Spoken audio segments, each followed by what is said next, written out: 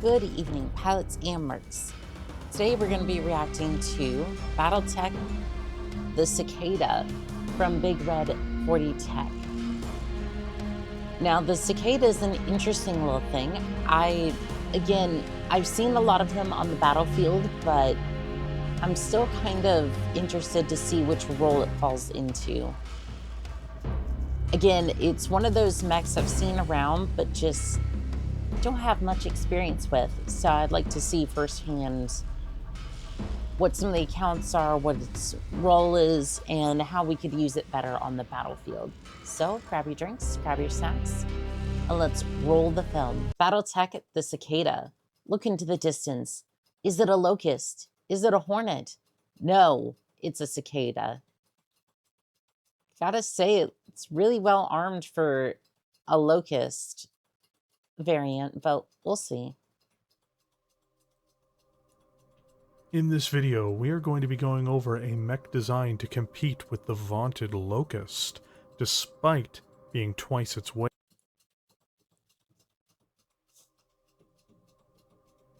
In this video, we are going to be going over a mech design to compete with the vaunted Locust, despite being twice its weight.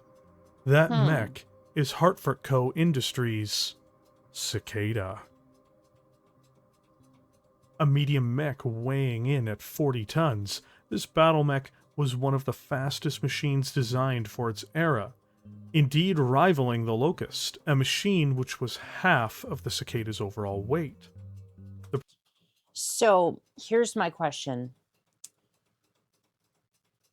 Are you trying to create a competitor to the Locust and also have it be able to compete with other medium mechs? Because that kind of seems a little counterintuitive. It's in the 40-ton bracket, which I don't know. I'm going to give it some flexibility because it's like, usually when you have a battle mech that's in the like actual number range, like if it's, here's the thing, when you have it at like 75 tons or 75 tons are like like half weights, it usually ends up being that that mech just doesn't perform very well. Or in this instance, a mech that was designed to be a scout in a completely different bracket from when it was supposed to be. Or a mech that's just outside of its normal weight bracket. Much like the Dragon, for instance, is the one that I'm thinking of. Anyways, we're going way off track. I just wanted to put that a little bit in. Production of this walking combat vehicle, though, was muddled by its origins.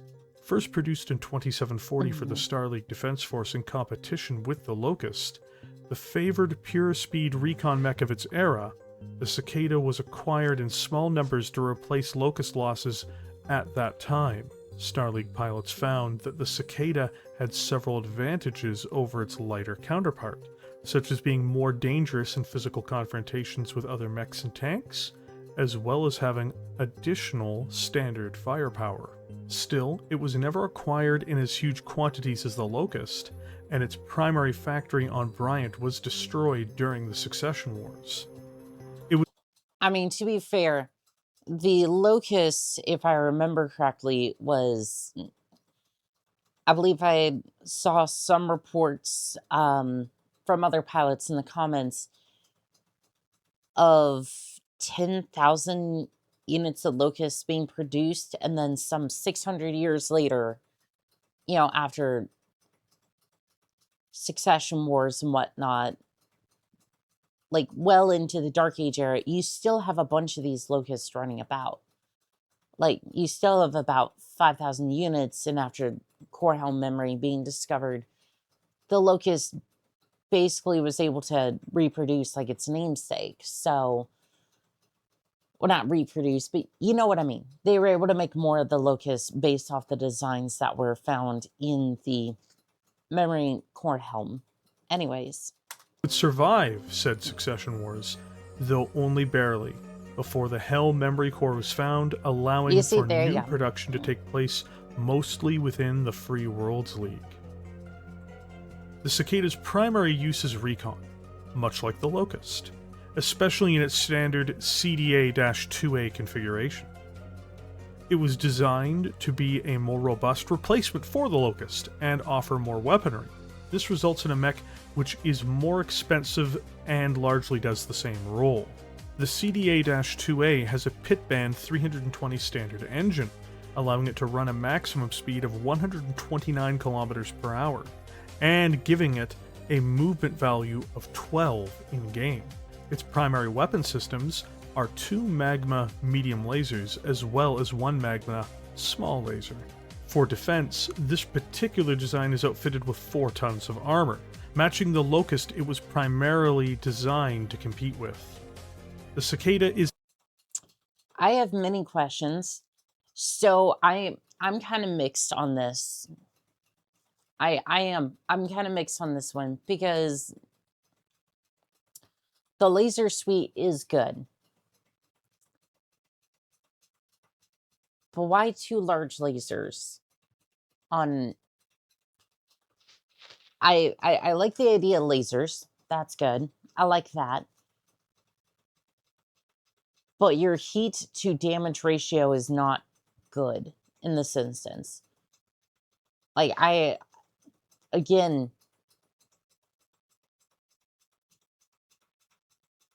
why are you not running a whole suite of medium lasers? Because these large lasers are going to put out,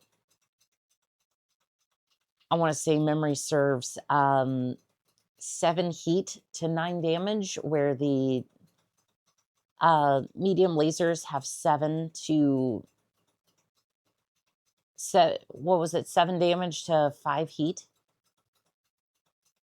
So it's like, and especially when you're dealing with armor, like 4 tons for a Cicada here. I don't know. It sounds like you're running a glass cannon in the medium weight bracket, but I mean, for its primary role of being a scout, I can see it. I could see this thing being a skirmisher. Right? You get in, you dodge and weave, and with your more upgraded weight package or upgraded weapons package, you might be able to get in some cheeky shots before maneuvering around into the forest. Could I see it? Yes. Do I think it's a little... I think it's a little odd with the large laser choice on a medium mech like this? I think so. Although the long range on the lasers might overcome all this. Let's see here. In essence, a 20-ton light mech with an internal structure and weight of a 40-ton medium mech, and is used for that purpose. There are several variants of the Cicada, though it is interesting to note most of them make substantial changes to the design, typically switching focus from a short-range recon mech to a long-range recon mech with some measured ability as a sniper. Okay, yep, I was spot on with that, I think. The first example of this is the CDA-3C, a modification which appears during the Succession Wars. It decreases the engine to a VOX 280 standard engine to reduce weight on board and make room for a Donal particle projectile cannon, which is placed in the right torso. Able to run... I like the idea of the particle cannon. Don't get me wrong. Normally when you have a particle cannon, you have room for 2 or 3 of them.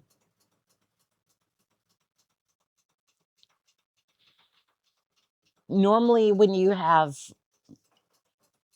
It's like adopting cats. You don't just adopt one, you adopt 2, and then, well, it's going to need a friend, and what if it gets bored with that one? So usually with PPCs, you're going to have 2 or 3 of them, and then you have to worry about heat, and then you're piloting awesome, and then, well, you know how that goes. So again, I'm kind of wondering where we're going with the chassis on this one. I'm just like again, PPC is not a bad choice at all, especially for the medium weight bracket. But again, why does this always happen to light scouts? It's just like, well, we can't use that as a scout. Might as well use it as a sniper platform. It's just, ugh. All right. On 118 kilometers per hour, much faster than almost any similarly armed machine, it is a fast mech with an intensely powerful weapon for its time. In 3049, a retrofit was first introduced for this machine around the time of the clan invasion. This is the CDA-3M. It changes out the Pitband 320 standard for a XL version of the same engine, and with the free space upgrades its offensive capabilities by providing the machine with an Ultra AC-5 autocannon, as well as a case for its ammunition to increase survivability. This mech in essence covers the same roles as the CDA-3C while not reducing the unit's speed, but this does come from the expense overall of durability due to having the XL engine. The latest iteration of this unit appears to be the CDA-3P, a retrofit of the CDA-3M, which utilizes a lighter 280 rated engine once again, reducing its top speed but replacing the Ultra AC-5 from the prior unit with a devastating heavy PPC, as well as equipping the machine. I like how they doubled down on this. If why not sniper? If not sniper, why sniper shaped? Because at least they went with a heavy PPC. I do like where they were going with this one. I do like that they doubled down with the Dark Age technology. It's just, again, that you would think with the Dark Era upgrades, you would go in the direction of, again, I don't think the XL engine, I don't know, it still kind of falls into the lightweight bracket of, if you get hit in the first place, even on this side, like either side of the torso, you're basically done anyways. So I guess the XL engine isn't the worst thing in the world, so you're basically going to upgrade automatically. But again, why not just go for lasers at that point? Because you're still dealing, this is supposed to be a scout originally, right? So why not focus on energy weapons? Like, again, I realize it goes straight into medium lasers, but again, this may be min-maxing, right? Absolutely. But if it works, like, again, it's the boring take, but it's like,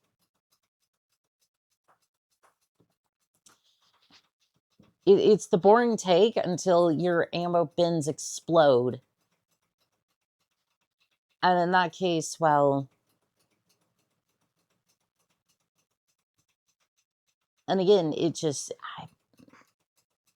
I don't know. Like, I think the autocannon was actually a really good choice. Like, I will say, for the Dark Ages era, having an autocannon is the perfect way to go. With several inner-sphere ER medium lasers, and additional armored protection as well. Overall, this design is more survivable and packs much heavier firepower. The Cicada's baseline mech is little more than a large locust, and does that job reasonably well outside of having a higher price tag to essentially do the same job. The real strength of the Cicada comes from its alternative designs, which is different from the other mechs we've gone over so far in this series. From the CDA-3C forward, the Cicada goes from being essentially a heavy locust to being a deadly sniper with real long-range capabilities, and with speed to be able to change its facing or positioning without any hazards. The weakness of the Cicada, in all of its forms, is its carapace, the outer shell of the machine. With armor ranging from 4 to 5 tons depending on the version, this battle mech is fragile in any era, even for a 40-ton combatant. While 4 tons of protection may be adequate, even substantial, on the Locust, it is certainly not on a machine that is twice its size and contains an incredibly expensive standard or XL engine like the 320. Which is kind of my point with some of the refits. Like, I would say in order to make this work, you either have to have it downgrade the engine and put more armor on, which again is a sacrifice. It's just kind of like the assassin. Like, there's no good way to get it to run unless you make those sacrifices. And if you're just handed this thing, you just kind of go, I gotta make do with what I've got. And you know, that's just life in BattleTech. But like, where do you, again, this is why you find a lot of people refitting this thing with medium lasers. That is always the answer we turn to with these sorts of mechs. The assassin is another great example of this, because what are you supposed to do with this thing when you either turn it into a sniper or you turn it into a skirmisher? It's like, it might be min-maxing, but you're literally working with 40 tons of mech. It's the same problem as replacing the Shadowhawk with the Dragon. It's like, it's too heavy to be in the medium weight bracket, so it gets put into the heavyweight bracket, but the heavyweight bracket doesn't really work for the medium weight bracket, and it can't really take on the heavyweight bracket that well unless you have a good pilot. So I don't know. That's why you see these sorts of refits all the time, because you have some space, you got some medium lasers, and that's what happens. So otherwise you turn this thing into a sniper, and it's the way these things go, unfortunately. The Cicada is a fascinating design overall. On the one hand, it is a blazing fast 40-ton mech, especially in the Succession Wars, designed around outperforming a tried and tested 20-ton battle mech, and largely succeeding in it despite its higher cost. On the other hand, it has evolved into a harasser, or a sniper, with a shoot and scoot ability that frustrates even clan formations when it chooses to engage with them. Absolutely. That, again, even with the medium lasers, this is exactly what it's going to do. All day, every day. It will serve its mech warrior reasonably well in any case. Thank you for joining me here today. If you enjoyed this video, please consider liking it and subscribing. And it's funny that the magistrate is the one that's currently fielding this particular mech. I wonder why. And to be fair, when I say that, no shade towards the peripheries. Y'all got handed a bad hand, and we're all just trying to make it out here in the universe, and I feel bad for you guys. Subscribing to the channel. With that, I will catch you in the comments section below. Yeah, that's the Cicada. It seems to have a lot of issues like the Assassin did, but at least the Cicada goes faster. Like, I could definitely see it harassing other battle mechs. I don't know if I've purchased it, if I could get my hands on a Locust. Because if you can get, like, 2 Locusts for the same price, I feel like you could get a little bit more performance out of them, but I don't know. I'm interested to see your thoughts below, and if you want to support the original video, which you absolutely should, please hit the link in the description or the cards up in the corner. Other than that, this has been Call Sign Annika, signing out.